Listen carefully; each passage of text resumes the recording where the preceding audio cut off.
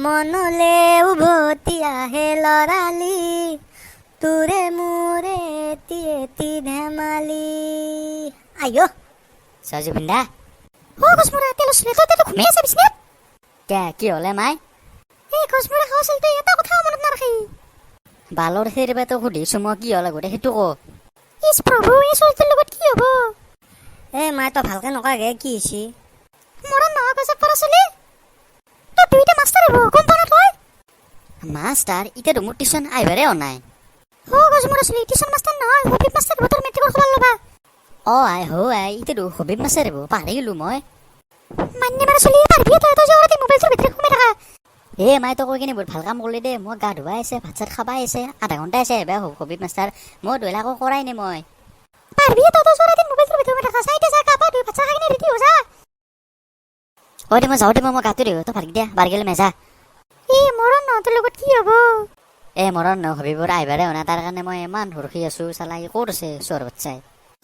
পল্লৱী বাইদেউ ক'তে ঘৰত মানুহ নাই নেকি সেই মেক্সকলাই শুনলে কাৰণে কিনি কথাকেইটা মই যেতিয়া কৈ আছিলো চালা হৈছে যা পালছে যে আজি মই শুনছি গোটেই কথা হবি মাষ্টাৰ যা তোৰ খুলি গেল ৰ যাইছো ৰ হাও ছাৰ কিনকে আহিল আপুনি দোকান খোলাইছিলো হবা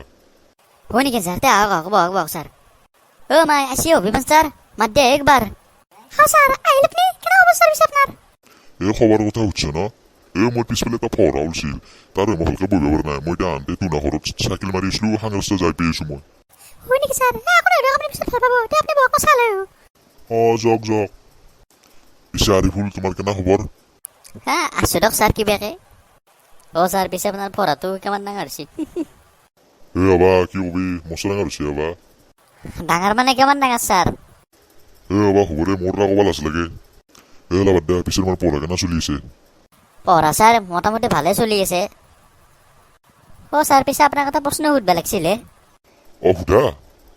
ছাৰ আপুনি বোলে মেট্ৰিক ফেইল কৰিছিল মই মেট্ৰিক ফেইল কৰিছো কোনে ক'লাক তোমাক